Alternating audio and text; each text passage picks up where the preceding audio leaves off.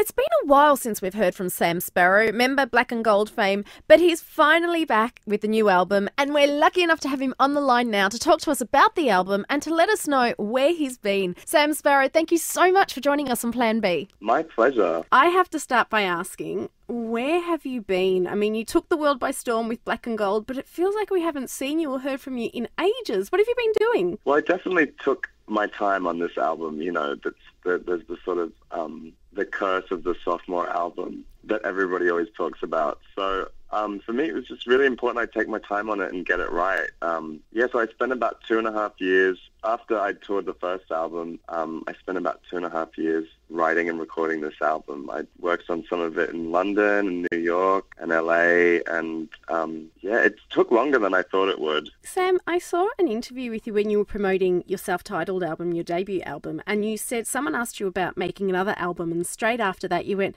no, you know what? I've done an album, it's done. I don't want to do another one for a while. What was the thinking behind that? Was it an exhausting process, or did you just want to enjoy your album? I mean, I think I was really exhausted after the first one because I hadn't really had a proper break from working since I was about 16. I left home and I'd worked really hard to support myself, you know, all throughout my teens and my early 20s. And then I went on this really exhausting promotional tour for that album. I think I really wanted to take some time and enjoy my life for a bit. But I also don't think, I don't believe in rushing things. I think, you know, life is to be savored and you only live once. And, you know, You've got to take your time and enjoy life and smell the flowers. And, you know, there's nothing urgent about making an album. It's not rocket science. Could you believe, Sam, how big Black and Gold was? Did you ever think it was going to be that big? I mean, you even had Adele and Katy Perry doing covers. I know. I didn't.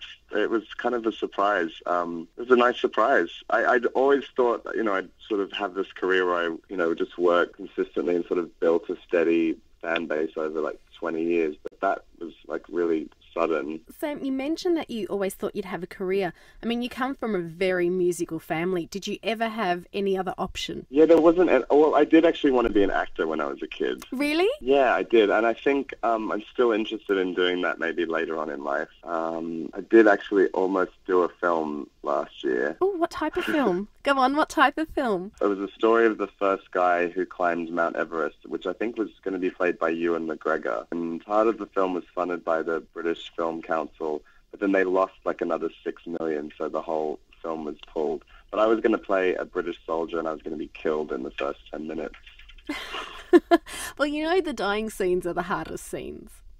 Yeah, exactly. I wanted something challenging. Going back to your music, you didn't really have traditional vocal training, did you? You started off singing in church? I grew up singing in church, yeah. Yeah. That was my training. And when did you think, you know what, I can go from singing in church to making this a career? I think I realized that's what I wanted to do when I was about 12, and I think it was the only thing I could imagine myself doing from that point on. I was just really, single-minded about it. Yeah, I don't know if it's an idea that came from somewhere else in the universe, or if I don't know. I don't know how that works. I feel inspired to do what I do. You must have really supportive family because, I mean, you know, it's not every day that a 16-year-old comes home and says, I'm moving out, and your parents go, yep, out you go pursue your dreams. I know. What were they thinking? What were you thinking? I still can't believe they let me do that. I mean, and did you move? Because where were you living at that stage? Because your background has been very varied. You've lived in Australia, in London, and in LA. So what was the step at that point? Well, at 16, I was in LA, and that was when I moved. First moved back to Australia, where I got my first job in the music industry, which was working in a PR company. And then I saved up all my paychecks from that job and moved to London when I was 17. Wow. I know. It's kind of crazy, actually, when I think about how tenacious and ballsy I was back then. Sometimes I feel like I need to be more like that person now.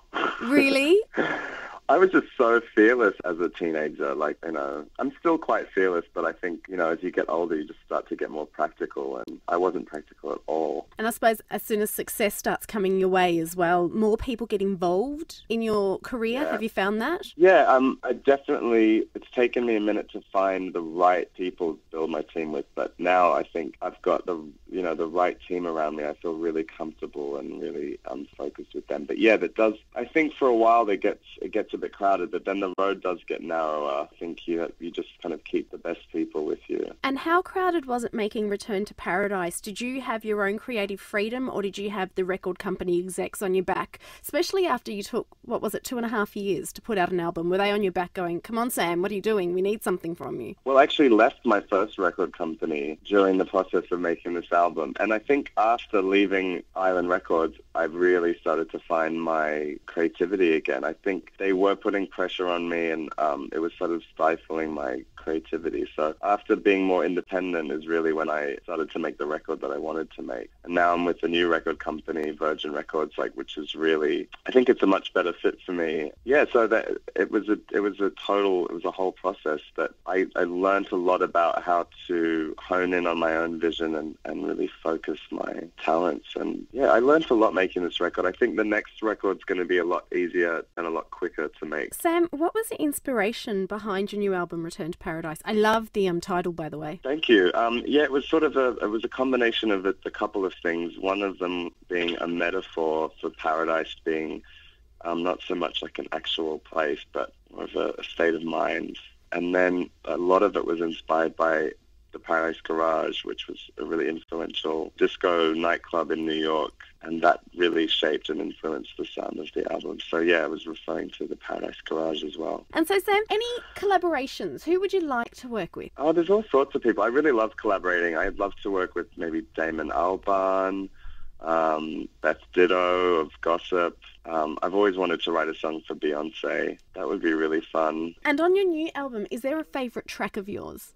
I think my favorite tracks are Let the Love In, Shades of Grey, and Yellow Orange Rays. What is it about those songs? I just really loved writing them. I loved the lyrical content. Shades of Grey is my first real ballad that I've ever put out. It's just a song I'm really proud of. Yellow Orange Rays is one that I just love to listen to on the record. It just feels really good, and I love to do it live. And Let the Love In is just a real tribute to boogie funk and 1984 electro funk, sort of Shaka Khan and Prince, which is one of my favorite eras.